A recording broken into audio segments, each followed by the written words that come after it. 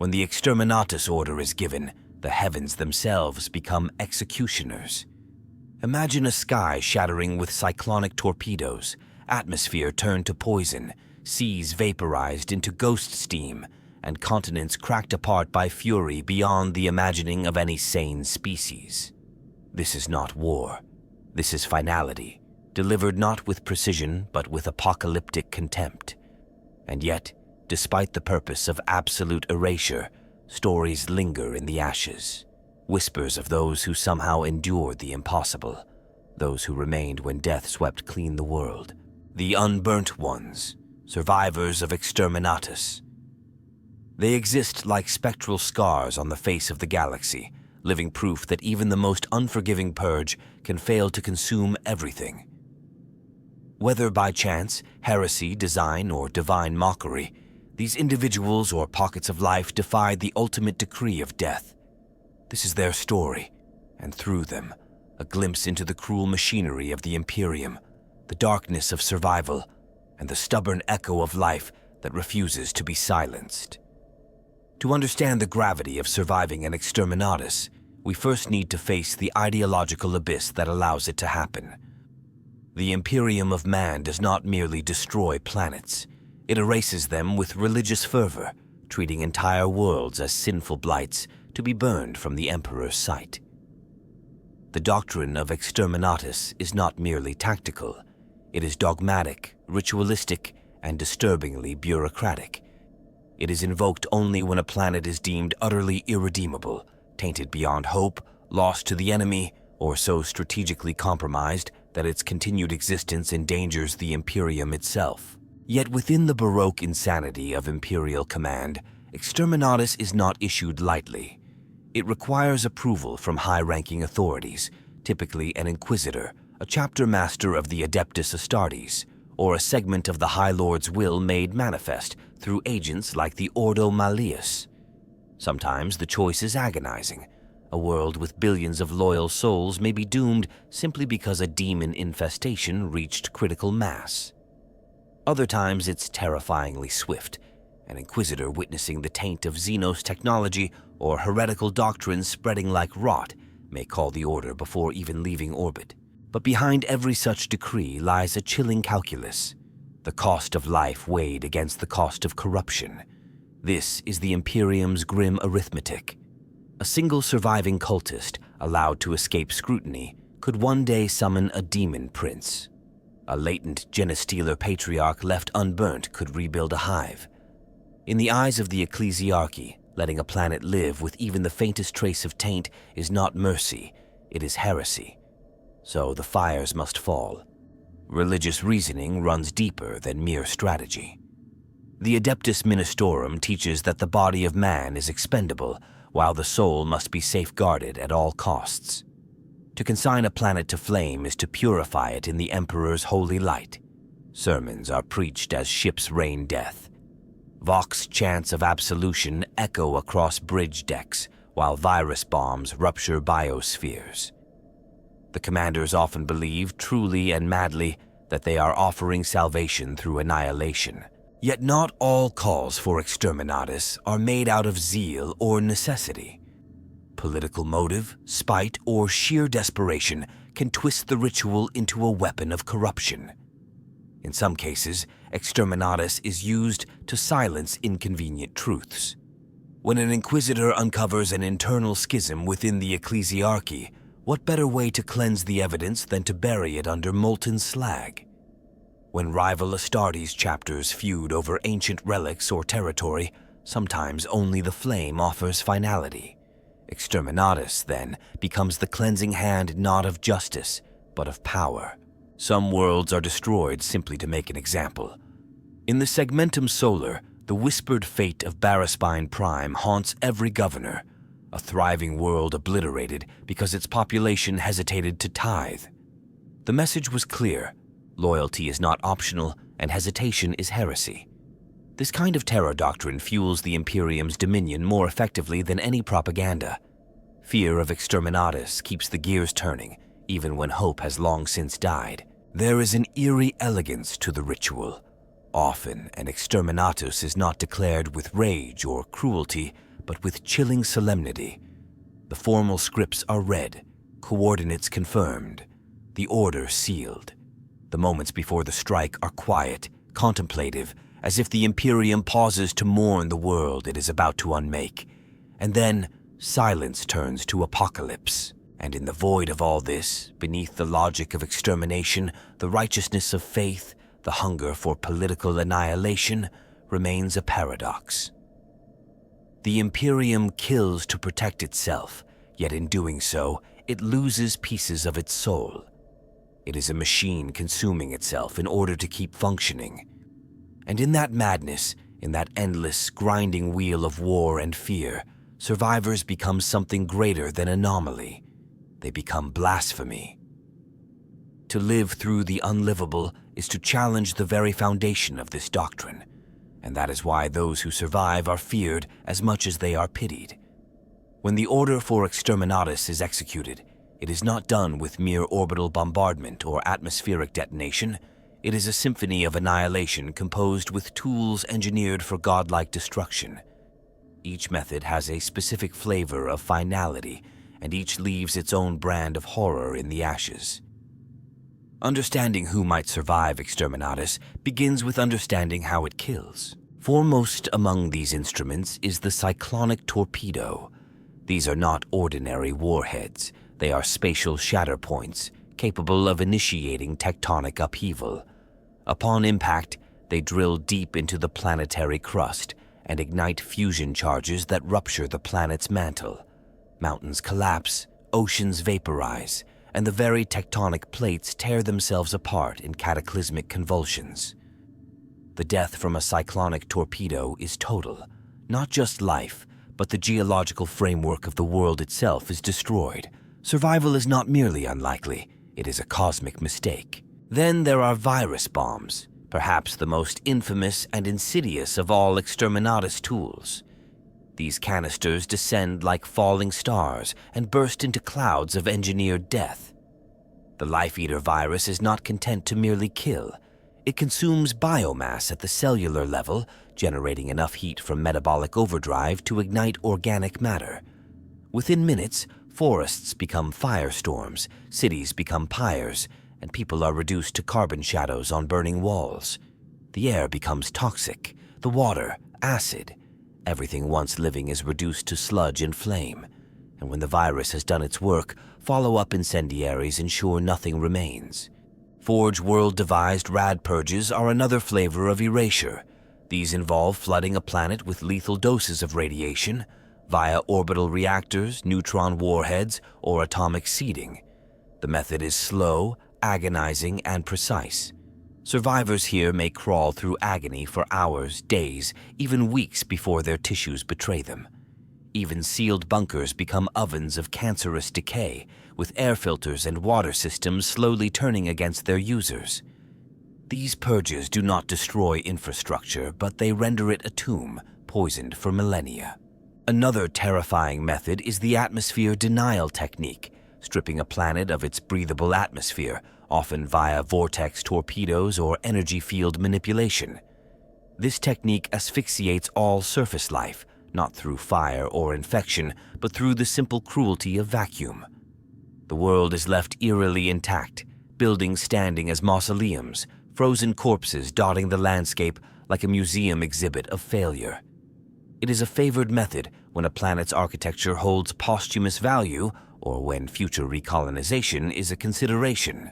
Sometimes Exterminatus does not involve a single overwhelming strike, but a sequence of cumulative measures. Sequential bombardment, psycho-reactive denial fields, population mind kill via noctilith channeling, technologies half understood even by their wielders. In such cases, the destruction is slow and ritualistic, often part of a broader psychic cleansing to prevent demonic reemergence. Entire cities might be psychically inverted, reduced to anti-thought, where memory itself is erased alongside matter. Those who witness such events do not simply die. They are unmade.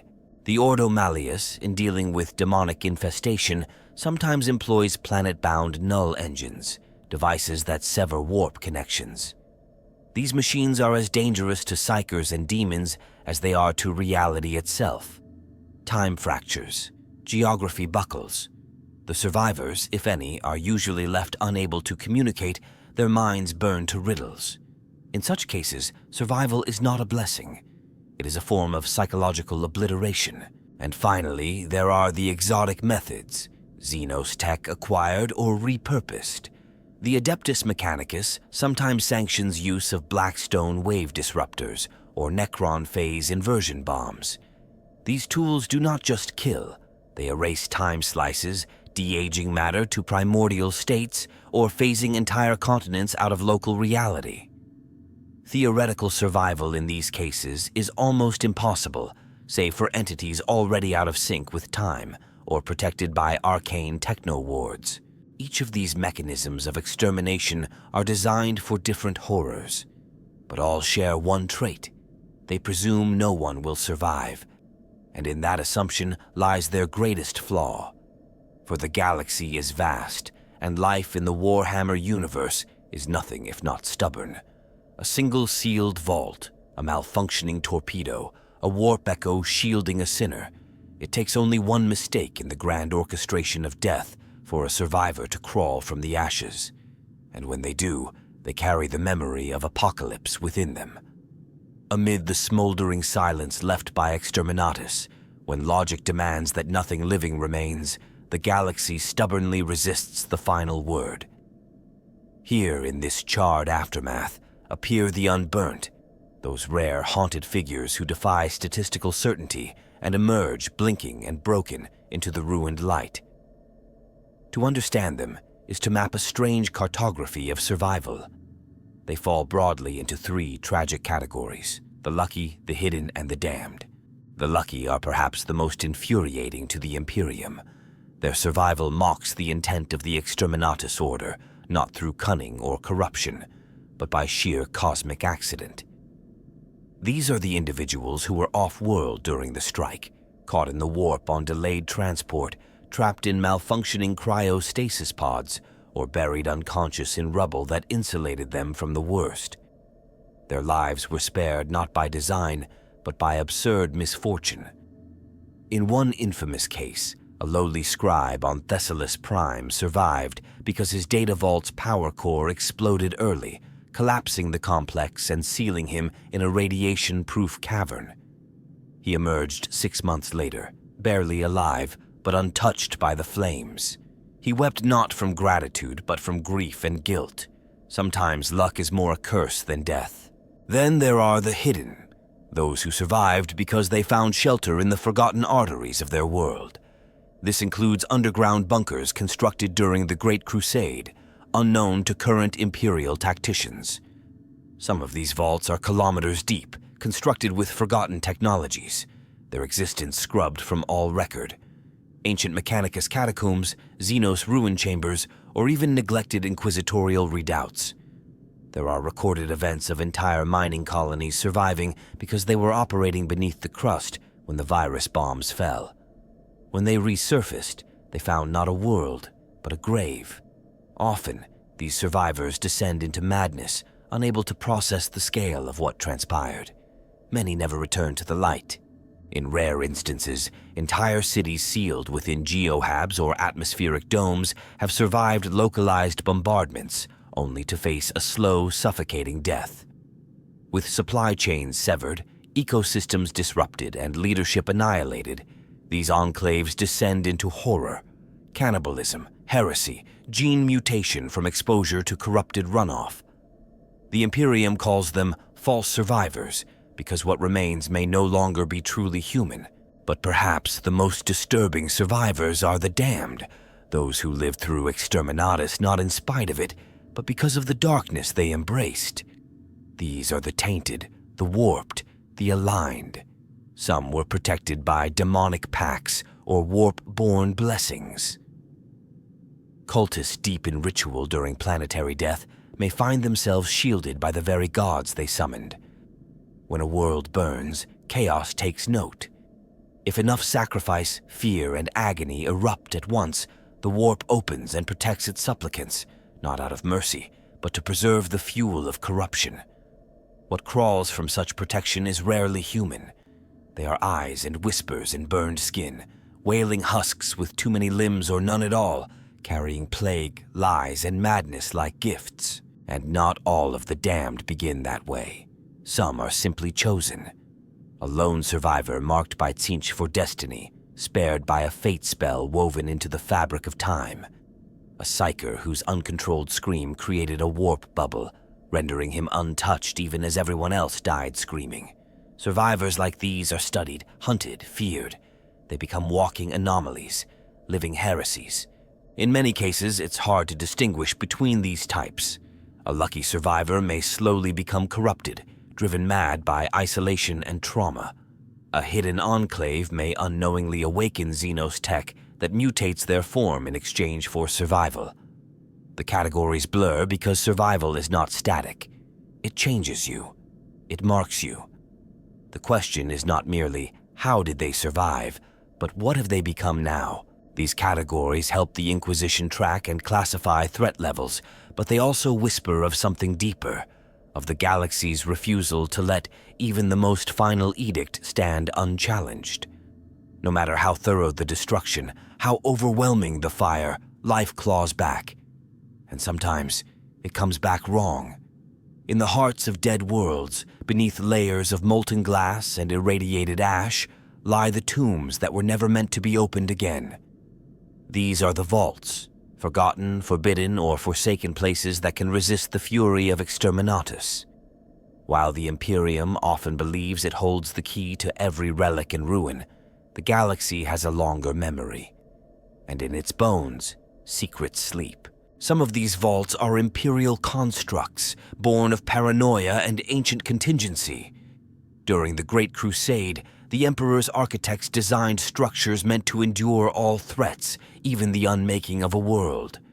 Entire civilizations now extinct, left behind cavern complexes that stretch for kilometers, reinforced by adamantium-laced strata and gravitic dampeners. These places are often sealed not just physically, but spiritually, wards and machine curses locking them from within. And while their existence was intended to ensure survival, most were buried so deeply in secrecy that those meant to use them died without knowing how to enter. Survival in these vaults is not guaranteed. Resources are limited, food stocks decay, air systems fail, isolation corrodes the mind like acid. What begins as sanctuary may turn to tomb within decades or centuries. But sometimes, someone makes it. One of the most enduring tales tells of the citadel of Heraklion, a Mechanicus node buried deep within Hive Orpheon. When Exterminatus reigned on that world, the vault's AI shut every door and flooded its corridors with inert gas to preserve stasis.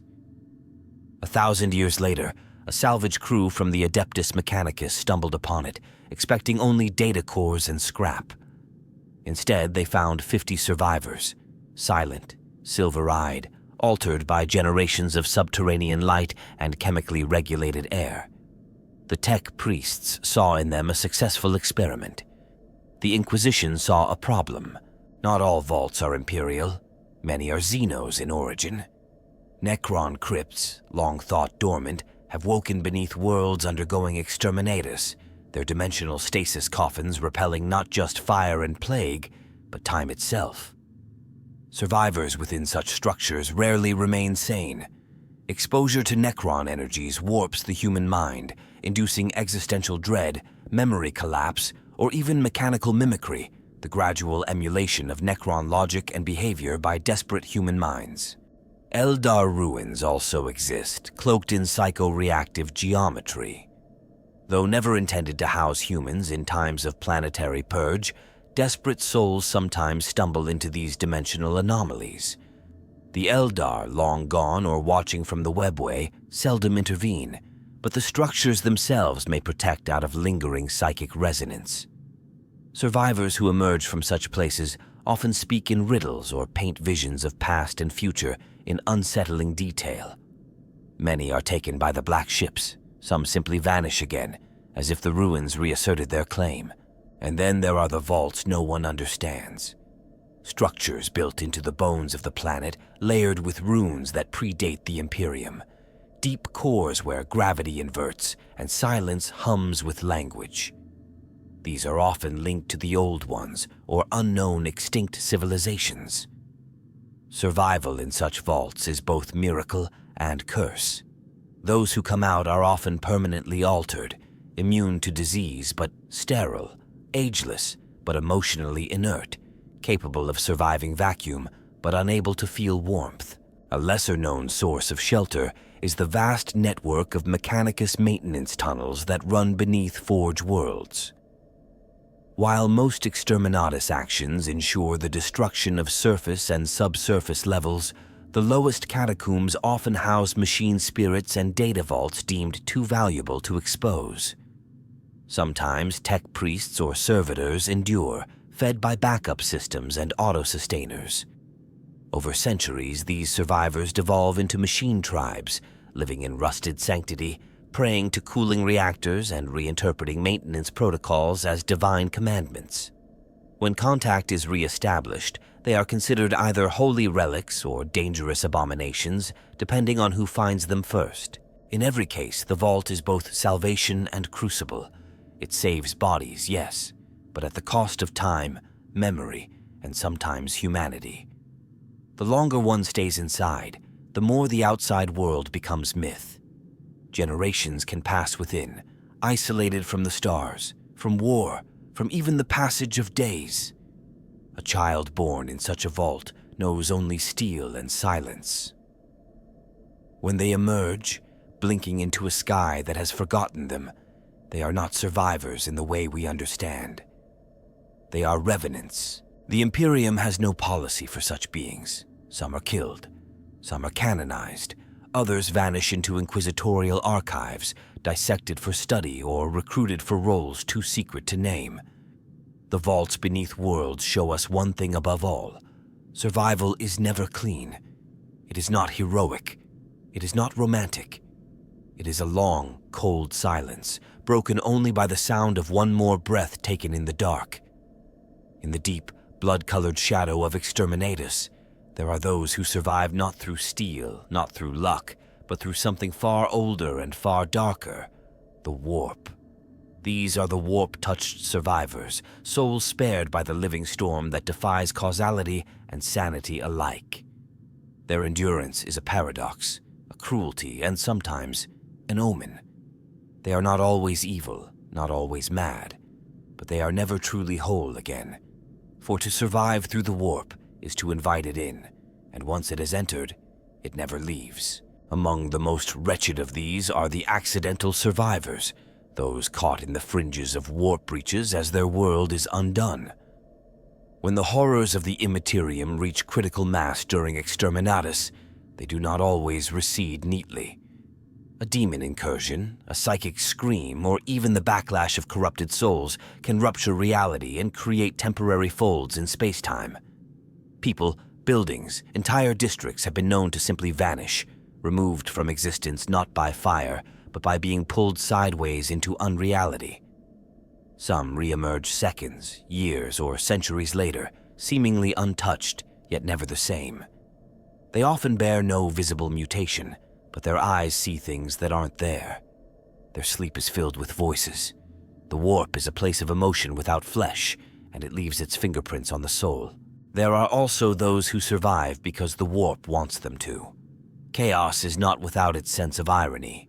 A priest denouncing heresy as the flames fall may find himself encased in a stasis bubble forged of Tzeentch's whim, preserved for a future betrayal.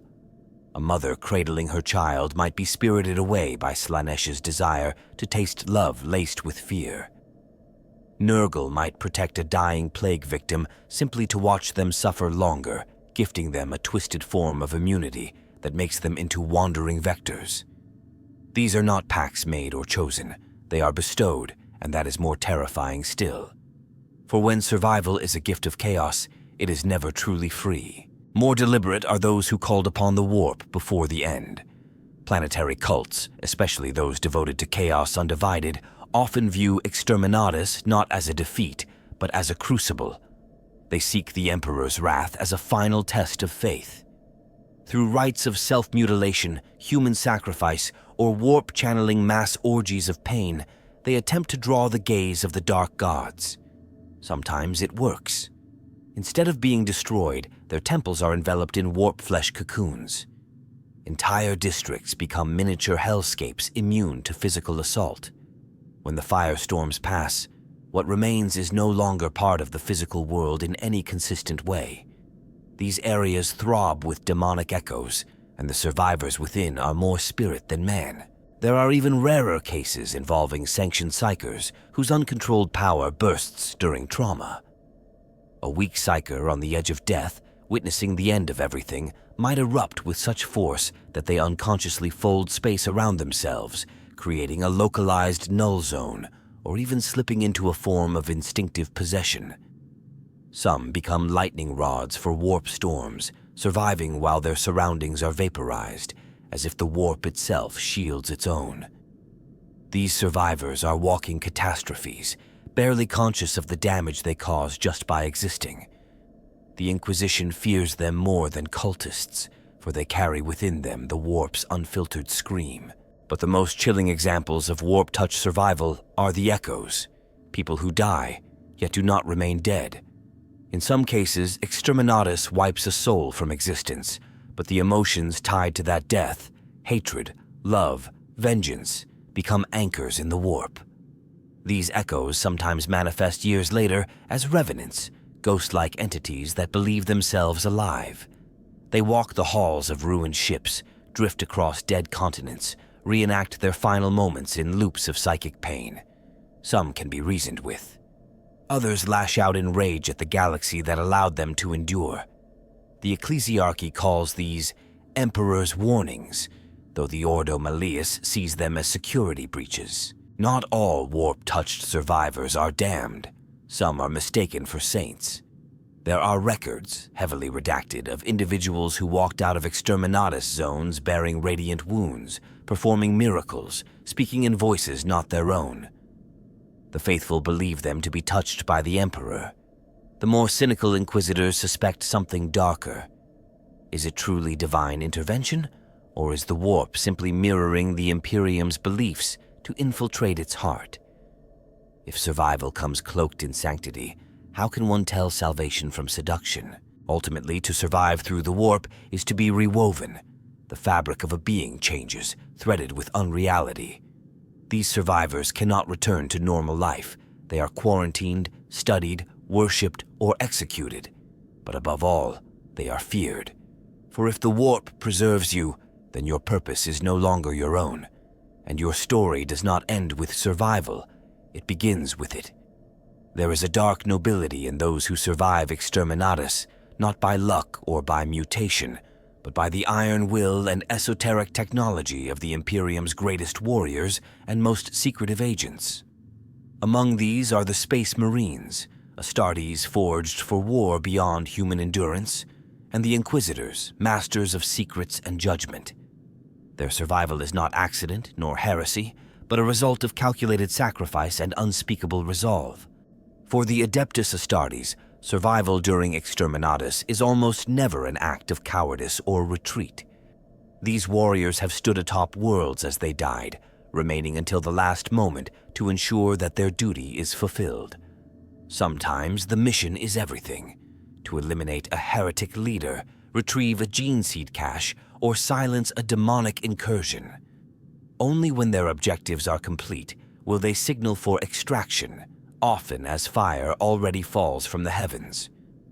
Their power armor, sealed with the sacred oils of the Tech Marines, offers the highest degree of environmental protection ever achieved by mankind. It is designed to resist the vacuum of space, the pressure of the ocean depths, and the searing heat of plasma bombardment.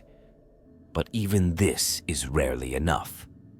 When Exterminatus is at hand, even the Emperor's angels must seek shelter or trust in the durability of an ancient fortress monastery. There are tales, half legend, half truth, of entire squads holding the line atop dying hive spires, or burrowing deep into the world's heart, trusting in the mountain's bones to shield them from the end. In some instances, Astartes have survived because their gene seed holds within it a fragment of the Primarch's own resilience, or because the will of their chapter's chaplain is so absolute that death becomes a mere obstacle.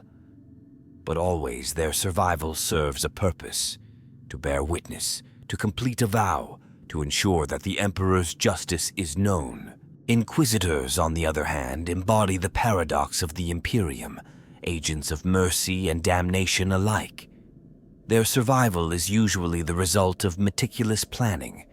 Inquisitors possess knowledge of vaults and hidden shelters, stasis chambers, teleportariums, and warp keys unknown to almost all others. Some Inquisitors will remain on a doomed world to oversee the ritual and ensure no evidence escapes. Others use Exterminatus as a test, inviting certain threats to reveal themselves in the final moments, before extracting with methods so secret even the Ordo Malleus dares not question them. There are documented cases where Inquisitors have deployed personal void shields capable of withstanding localized Exterminatus effects, or have called upon sanctioned demon hosts to wrap their presence in a pocket of unreality. Accompanying these masters are their retinues, assassins, psychers, savants, and death cultists, who survive not because of faith in their cause, but because they are essential to the Inquisitor's will. Their loyalty is often repaid with survival, though it may come at the cost of their identity. Some are mind-wiped, others sent to distant penal colonies, but a few are granted the dubious honor of serving again, forever marked by what they witnessed. The survival of these chosen few is not always welcomed by the Imperium at large. When an Astartes or Inquisitor returns from a world meant to be ashes, they are met with suspicion and awe. The Ordo Hereticus watches for any sign of taint or mutation. The ecclesiarchy demands testimony, confession, and sometimes ritual purification. It is not enough to have survived. One must prove one's purity again and again, lest the shadow of what was endured follow them into the halls of power. What unites these survivors is not just physical resilience, but a spiritual one, an unbreakable conviction that their duty, their mission, or their faith justifies any horror they must endure. The Astartes speak of honor. The Inquisitors speak of necessity. But beneath these words lies a deeper truth. To survive Exterminatus as one of the Emperor's chosen is to carry a burden beyond description. The memory of a world's end is a weight few can bear. Those who do are forever changed, harder, colder, sometimes lost in the echo of screams. But they walk the corridors of the Imperium as living reminders that even in the most absolute destruction, there are those who will not be unmade, not by fire, not by darkness, not even by the Emperor's own decree. If there is one lesson to be learned from the endless cycle of destruction and rebirth in the galaxy, it is that Xenos life is persistent, beyond any Imperial understanding of tenacity or adaptability. While Exterminatus is designed with the annihilation of all human life in mind, the universe's other children are not so easily unmade. Some species laugh in the face of death, while others simply ignore it, re-emerging from the ashes with a terrible, alien inevitability. Consider the Tyranids, the most infamous of post-Exterminatus survivors. To Imperial strategists, destroying a world already infested by the hive mind is an act of spite, not victory. When the Exterminatus order is given, spores and bioforms have often already burrowed deep into the crust or left the planet on bioships long before the torpedoes strike. Some Tyranid organisms designed for exactly this scenario form hibernation cysts deep below ground, encased in resin impervious to radiation, heat, and acid. Months, years, even centuries later, these sleeper organisms awaken, sensing the phenomenal call of a new hive fleet. They crawl forth into a dead world, consume the remnants of biomass, and begin the infection anew. It is not so much survival as patient reclamation. The Necrons present a different flavor of horror. Their tombs, buried eons before the rise of man, are insulated from all planetary catastrophe. Exterminatus is simply a surface phenomenon to them, a shifting of weather, a temporary change in environment. When the dust settles, Necron tomb complexes reawaken, their machines emerging into a sterilized world, free from interference, ready to resume their silent campaigns. Some say the Necrons even provoke Exterminatus when their existence is threatened, seeing it as a way to cleanse their territory of inconvenient flesh. Those few who encounter the Necrons post-Exterminatus do not tell stories. They are studied, dissected, and sometimes converted into data or raw material. Orcs, on the other hand, thrive on adversity. It is almost a cosmic joke that the species most frequently targeted for Exterminatus are the least likely to be fully destroyed by it. Orc spores are infamous for their resilience. They burrow deep, entering a kind of metabolic hibernation that can last millennia. Even after a planet is scorched clean, the right combination of rain, heat, or the crash of a stray shuttle can trigger a new wag. When Imperial expeditions return centuries later, they sometimes find a world teeming with new green skins as if nothing ever happened. For the Orcs, every planetary purge is merely a long nap before the next round of violence. Eldar and Drukhari, with their mastery of the webway, are seldom caught on worlds doomed to die. When they are, their psychic powers or hidden portals can spirit away enclaves, shrines, and even whole communities into hidden dimensions. Survivors sometimes find evidence of vanished cities, footprints in dust, phantom echoes, or bones warped by psychic aftershocks. On rare occasions, the ruins themselves are haunted by living Eldar or by wraith constructs, restless because the ritual of death was incomplete. Tau, with their technical ingenuity and strict crisis protocols, sometimes manage to create protected arcologies, sealed domes or subterranean sanctuaries that can weather the immediate devastation. Unlike other Xenos, the Tau's survival is pragmatic, rooted in their desire to rebuild and repopulate. When they emerge, they treat survival not as a spiritual event, but as an engineering problem. This mindset often puts them at odds with the warp-tainted and the desperate, but it also ensures that their enclaves can sometimes persist undetected for generations. Then there are the truly alien, lictors and genestealers, hiding in inert states for centuries, waiting for hosts to come. Unidentified crystalline life forms which are energized by planetary irradiation. Semi-intelligent molds, able to reconstitute their biomass from the merest trace left in a cave or under an ocean. Exterminatus, for these entities, is not an ending, but a phase shift, a necessary interval between one cycle of predation and the next.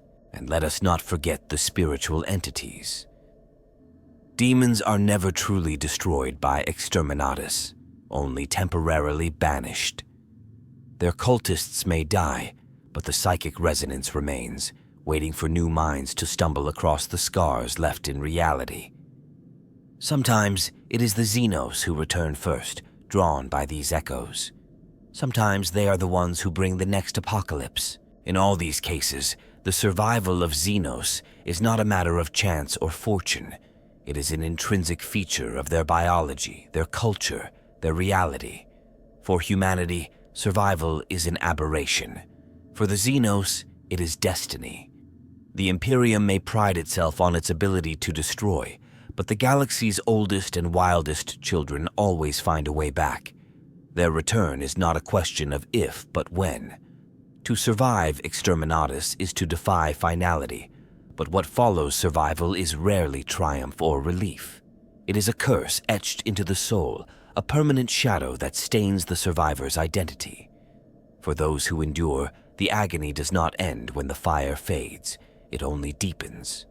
Survival is not a victory, it is a wound that never heals. Physically, the toll is immense. Even those sheltered from the worst effects emerge altered. Skin bleached by radiation, lungs scarred by poisoned air, eyes burned blind by exposure to flash ignitions or solar flare echoes. Survivors often bear brands of their survival, Radiation markers, growths, necrotic limbs kept alive by warped metabolisms or Xenos interaction. But these deformities are nothing compared to the internal ruin. The mind suffers most. The trauma of watching billions die, of hearing the screams of an entire planet through walls or Vox units as the atmosphere ignites, leaves scars no medici can treat. Many survivors descend into madness. They speak to ghosts, scream during moments of silence, react violently to the sound of thunder or static. Some withdraw entirely, communicating only through gestures or drawn symbols.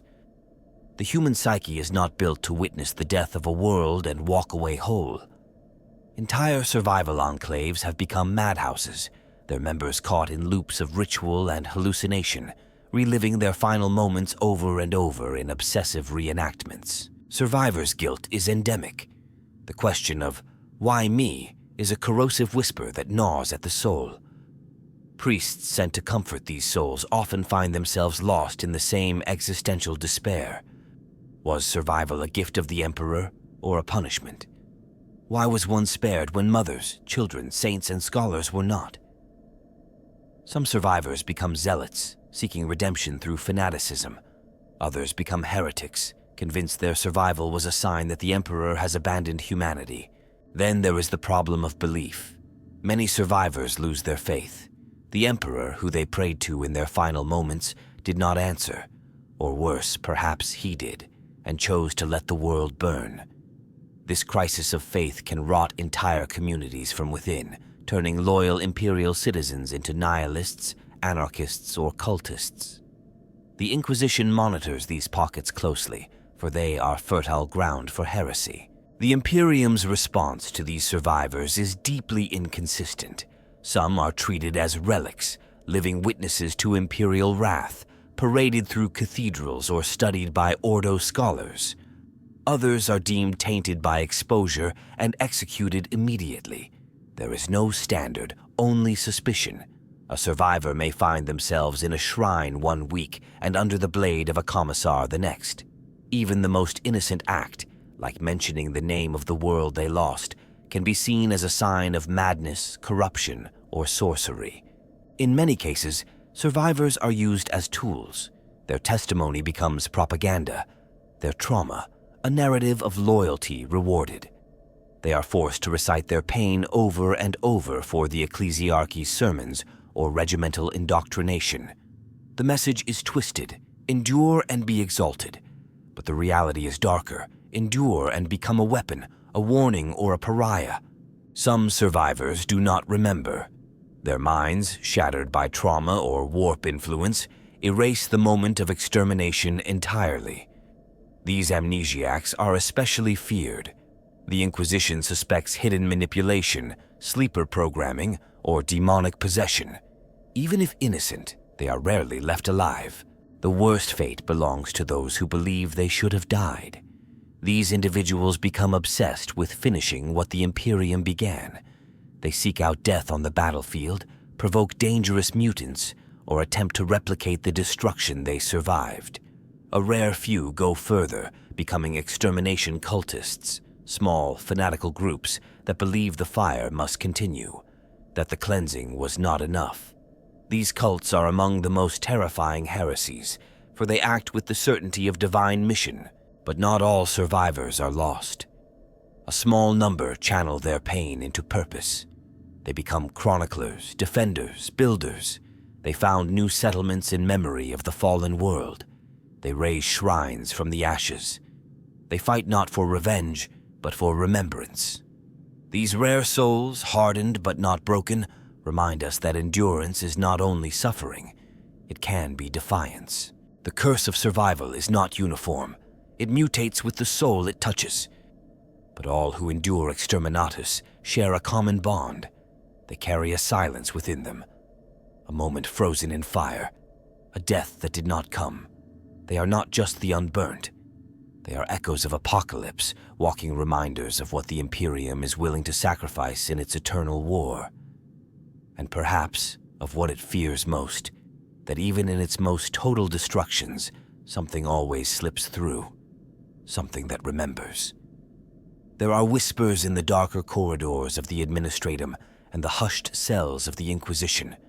Rumors of false deaths, of worlds thought lost to Exterminatus that somehow persist, hidden beneath veils of secrecy and deliberate deception. In a galaxy of lies and misdirection, even annihilation can be a masquerade. And when survival is no longer a tragedy, but a strategy, the implications ripple across the Imperium like cracks in a cathedral's foundation. The most common false exterminatus is the bureaucratic ghosting of a planet, a decision made not with cyclonic torpedoes, but with ink and data slates. A world is declared purged, and its existence erased from Imperial record. No ships arrive, no tithe is collected. It simply vanishes from star charts. This may be done to cover up an inquisitorial experiment, a failed psychic breeding program, or a warp phenomenon too dangerous to name. In such cases, the world continues, unaware or complicit, living in a bubble of sanctioned amnesia. Those who travel there by accident often disappear. Those who escape are rarely believed. There are darker tales of exterminatus orders faked entirely to test loyalty or elicit panic. A high-level example involves the Eversor protocols, where select worlds believed to house dormant traitor cells were subjected to simulated planetary death. Atmospheric dyes, artificial quakes, and orbital misfires were staged to provoke heretical emergence. When the cells revealed themselves, true cleansing began. Survivors in such places live in a state of trauma-induced fugue, having endured death without understanding its falseness. Other instances are more poetic and more sinister. An inquisitor might declare a world dead as part of a political maneuver.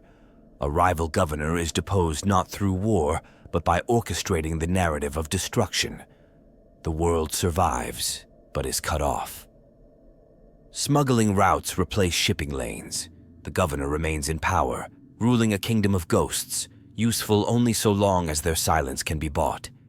If they speak, a real exterminatus follows. Xenos also play their part in the illusion of planetary death. Eldar illusions, Tau stealth tech, even Necron phase masking can mislead orbital sensors. A world might appear scorched and dead from orbit, while beneath its surface, life continues. There are theories that some craft worlds actively seed such illusions to protect human allies or experimental enclaves. The Inquisition treats these possibilities with fury, but also envy. To mimic death so perfectly is a power even the Imperium struggles to replicate. Some destroyed worlds are actually preserved under stasis fields. This rare and costly technique involves suspending time across entire regions, cities, or planetary crusts. It is employed when the Imperium wishes to revisit a heresy later, or needs time to prepare a more effective cleansing. The surface appears dead, ships confirm total loss, the records are sealed. But beneath the chrono barrier, nothing moves, nothing ages. When the seal is lifted, centuries later, the people within resume their lives mid-sentence, unaware that they were imprisoned in time. Few are ever told the truth.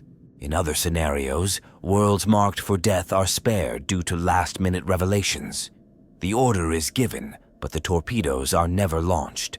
Instead of rescinding the order, an act of political suicide, the commanding officer reports the destruction as complete.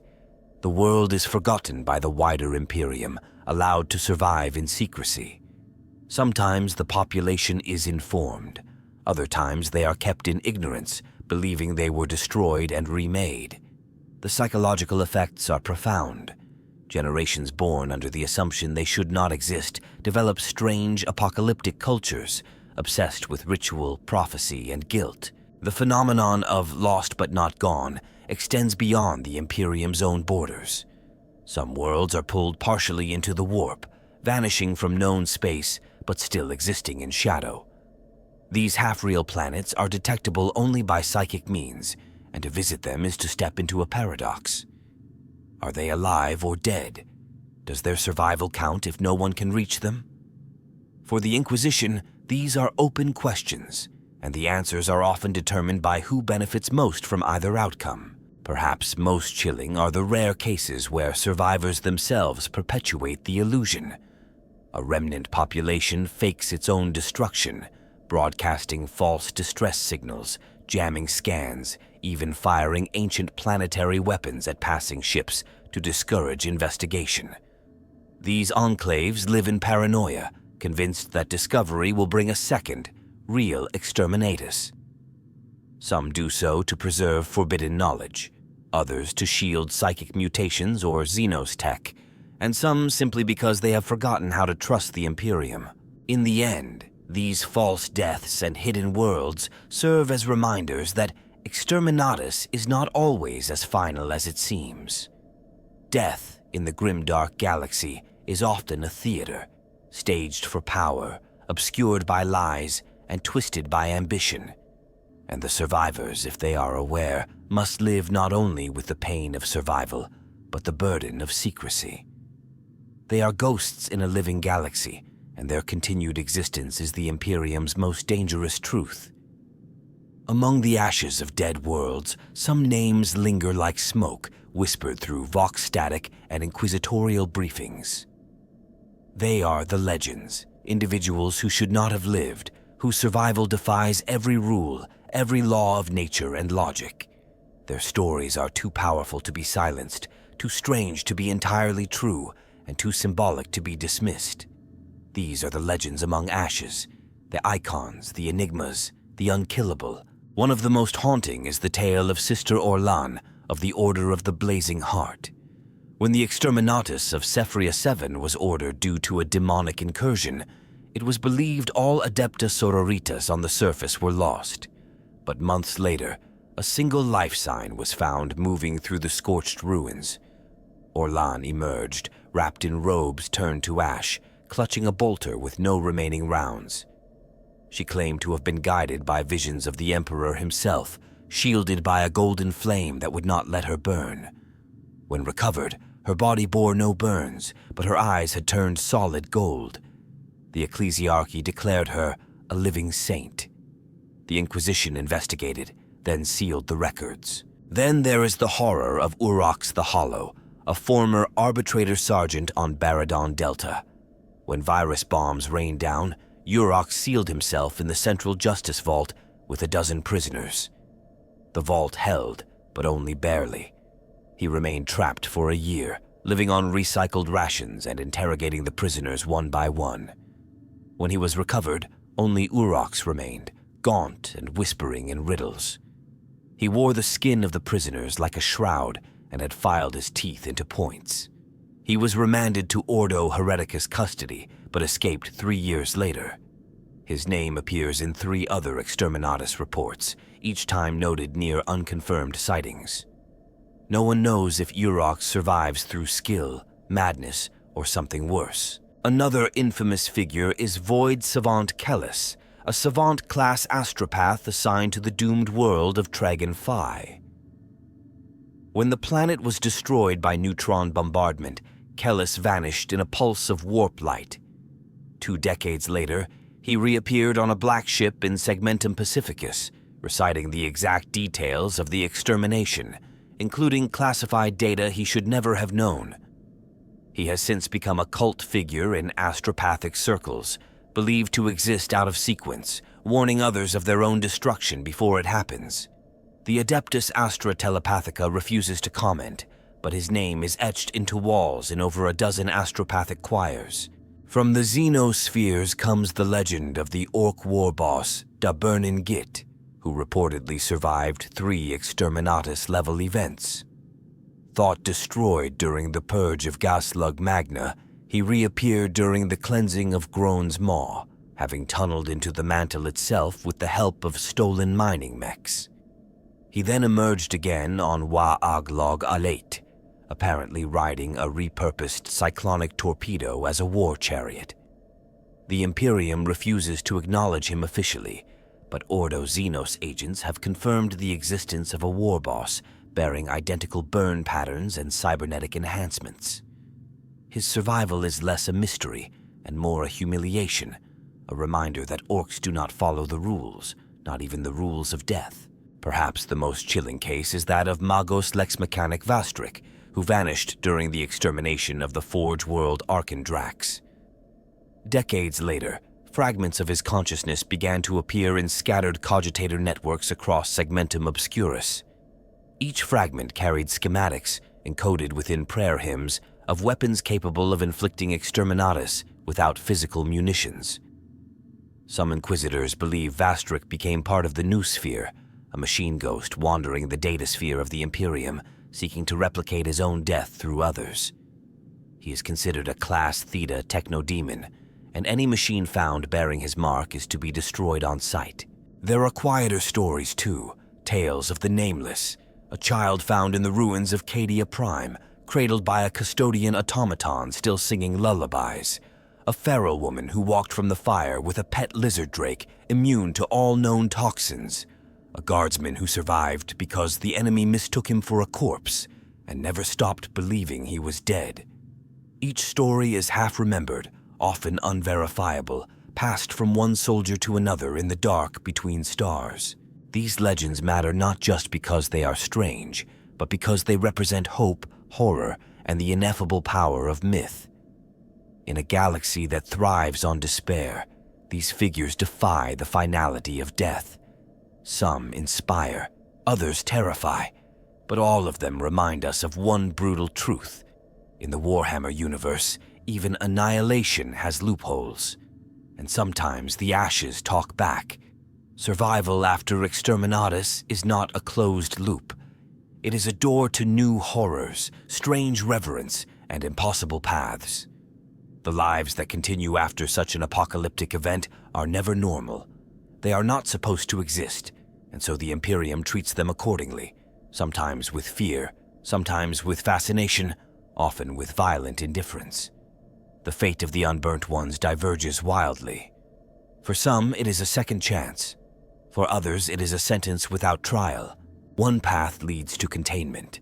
Survivors are isolated in sterile quarantine zones, monitored by the Ordo Hereticus, their bodies and minds scanned for mutation or latent warp exposure. In these places, no voice is raised above a whisper. The walls are white. The food is gray. The lights never dim. Many simply fade into listless madness, convinced they are in a purgatory from which only death can free them. They are studied, catalogued, then erased, not from existence, but from memory.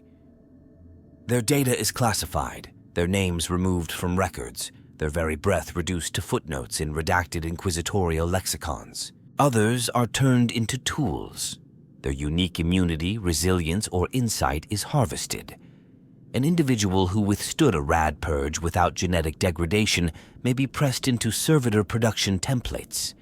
A psyker who survived a warp anomaly is bound into an astropathic relay, fused with machines to send messages soaked in pain. These survivors are not honored. They are dissected while still breathing, turned into living relics or consumable assets in the war against the void.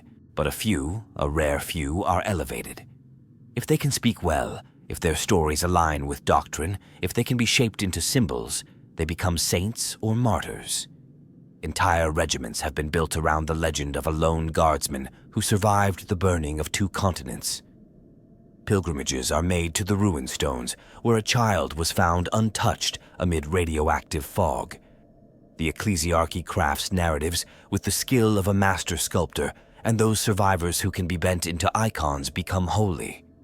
But these canonized figures often suffer in silence, forced to recite their trauma in sermons, unable to ever truly escape the day they were unmade. Sometimes entire populations survive, hidden in vaults or protected by fate. These groups face even greater scrutiny. Reintegrating them into the Imperium is fraught with danger. Their beliefs may have diverged. Their genes may have warped. Their loyalties are unknown. Often such enclaves are forcibly resettled, their members relocated across multiple sectors to prevent rebellion or religious syncretism. They are taught the Imperial Creed anew, as if reborn, even as they carry the ancient weight of worlds lost. Few ever adapt. Most vanish into the fringes, their descendants bearing names that no planet claims. A select few survivors become agents of the Inquisition, not because they are trustworthy, but because they are useful. Their knowledge of death world mechanics, warp anomalies, or Xenos fortitude makes them irreplaceable. These individuals live under constant surveillance. Some are fitted with kill switches. Others are mind-scoured at intervals. But while they live, they serve. And some rise high, becoming interrogators, rogue traders, or even inquisitors themselves. They walk among the galaxy's elite, ghosts in fine robes, eyes forever fixed on memories the stars dare not recall. There are also the rebels, those who reject the Imperium entirely after their survival. They see the hypocrisy in the Exterminatus decree, the cruelty in the cleansing of innocent life, and they turn. Some join chaos, others become pirates, wanderers, or founders of hidden colonies. Their survival becomes a manifesto, proof that the Imperium is not infallible. These groups are hunted without mercy. The Ordo Hereticus lists them not as rebels, but as anomalies, disruptions in the sacred narrative of purity through fire. To exist beyond the Emperor's fire is to deny the Emperor's authority. It is unforgivable. Yet, not all responses are imperial. On some worlds, survivors return to find others waiting, xenologists, black ships, rogue mechanicus expeditions, or even Eldar seers. To those outside the Imperium, a post-Exterminatus survivor is a treasure, a being touched by the impossible. Some are taken away, never seen again. Some leave willingly. They may never return to the Imperium, but their stories echo back through myths, coded broadcasts, and forbidden tomes. The galaxy is vast. Not all who survive wish to be found. There are rumors of post-Exterminatus enclaves building new civilizations in the deep void, in uncharted systems, or aboard ancient space hulks turned into drifting cities. These exiles forge lives beyond doctrine, worship strange gods, or pursue peace the Imperium never offered. Their fate is uncertain, but it is theirs. In the end, new life after fire is not about hope, it is about possibility. The fire does not erase choice, it only limits the paths. Those who remain must walk those paths alone, watched by empires, hunted by zealots, or exalted by fools. But they walk nonetheless, bearing the scars of annihilation, the guilt of breath, and the crushing weight of memory. In a galaxy drowning in blood and fire, where hope is a blasphemy and death is currency, survival is not just rare, it is transformative. To endure Exterminatus is to reject the narrative the Imperium has crafted for its citizens.